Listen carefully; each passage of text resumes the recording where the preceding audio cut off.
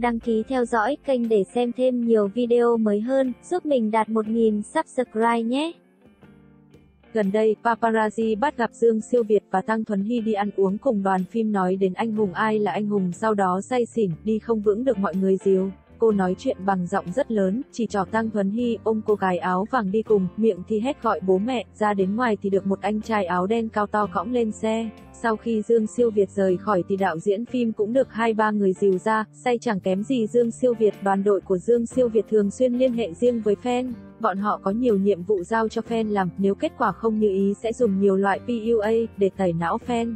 Hòa Bình Tinh Anh Game PUBG tìm 4 nghệ sĩ lưu lượng đại diện trò chơi, Dương Siêu Việt có nhiệt độ và chủ đề thấp nhất trong 4 nghệ sĩ. Lần này để cô làm đại diện là vì Tencent cố ý muốn buộc chặt cô với Địch Lệ Nhiệt 3 giúp tăng địa vị, hai bộ phim trước đó bị vùi dập giữa chợ. Một phần tài nguyên của cô rơi vào trong tay Triệu Lộ Tư, hiện tại đoàn đội ký hợp đồng đánh cược mới với Tencent. Tài nguyên thương mại và phim ảnh sẽ chuyển biến tốt đẹp hơn nhiều. Dương Siêu Việt và Trần Ngọc Kỳ đang tiếp xúc với vai nữ chính trong Trọng Tử. Bộ này sẽ khai máy vào năm sau, Đằng Tấn cũng dành nhiều tâm tư cho phim này, nam nữ chính sẽ đều là những lưu lượng đang hot. Hiện tại Đằng Tấn đang xem xét xem lưu lượng của ai cao hơn, Dương Siêu Việt đang Weibo cũng không cần fan làm số liệu, hình tượng cá coi của cô ấy rất ra vòng, ngoại trừ cầu may. Người ta còn tương tác như kiểu làm lễ tạ để giúp hoàn thành tâm nguyện vậy. Cụt sẽ còn cho Dương Siêu Việt tài nguyên phim ảnh, hiện tại Cụt đang có rất nhiều IP, nhất nhân chi hạ đang xem xét nhân vật.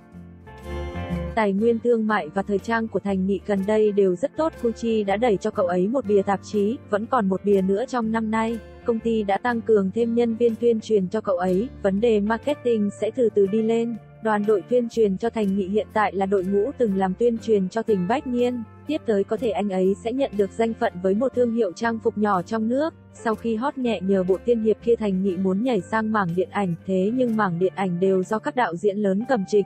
Cái vòng này lại không coi trọng nghệ sĩ lưu lượng. Vậy nên Thành Nghị muốn chân chính được các đạo diễn trong giới điện ảnh nhìn nhận vào thời điểm này hiển nhiên là chưa được. Thành Nghị từ sau khi móc nối được với Gucci thì nhiều lần mua bản thảo kéo đạp Lộc Hàm, nhân cơ hội để nâng lên địa vị của mình. Hiện giờ Hoan Thụy đang cố gắng push Thành Nghị, sẽ bớt quan tâm Nhậm Gia Luân và Tần Tuấn Kiệt như trước, như vậy cũng tốt, càng dễ kiểm chứng năng lực đoàn đội cá nhân. Hiện tại Thành Nghị yêu cầu đối với hợp tác thương mại là ký hợp đồng ít nhất nửa năm, nếu 1-2 tháng thì sẽ không nhận. Hiện tại càng ngày càng nhiều nghệ sĩ yêu cầu thế này, đoàn đội của Thành Nghị bố trí tương đối cao, đi theo con đường nghệ sĩ lưu lượng. Thương vụ của cậu rất khá, có đại ngôn trà sữa đang đàm phán, Hoan Thụy đã nắm được Thiên Quan Tứ Phúc trong tay. Hoan Thụy dự định đem vai nam chính trao cho Thành Nghị, trước đây tuy đã sắp xếp lịch của cậu ấy kín mít nhưng vì bộ này nên đã cố ý từ chối một bộ khác. Nam chính còn lại là Hầu Minh Hạo, nhưng nhất phiên sẽ không phải Hầu Minh Hạo, phương diện tuyên truyền sẽ lấy Thành Nghị làm trung tâm. Có một nhãn hiệu trang phục rất nổi tiếng đang bàn bạc với Thành Nghị, chủ yếu là nhìn chúng hình tượng tương đối sán lạn cùng với sức mua của fan hâm mộ. Dreamer, Gió Nam Hiểu Lòng Tôi, Thành Nghị và Trương Dư Hi. Tính tình của Trương Dư Hi rất tốt, lúc quay phim, cô ấy vô cùng hòa đồng với đồng nghiệp, cô ấy với Thành Nghị và Đinh Vũ Hề chỉ là bạn bè bình thường, không yêu đương. Hiện tại Trương Dư Hi đã được tính là diễn viên chân chính rồi, không còn là hot girl mạng nữa. Đoàn đội Thành Nghị muốn đem những đại ngôn muốn cậu ấy và Viên Băng Nghiên cùng nhận kéo về phía mình. Các tài nguyên thương mại trong tay Viên Băng Nghiên đều mất sạch, đoàn đội Viên Băng Nghiên vô cùng tức giận, bắt đầu phản kích. Gần đây Viên Băng Nghiên bị quấy rối rất nhiều, dù sao cô ấy cũng đã nổi tiếng hơn trước, khó tránh khỏi. Viên Băng Nghiên hiện tại bàn chuyện hợp tác với Đài Xoài.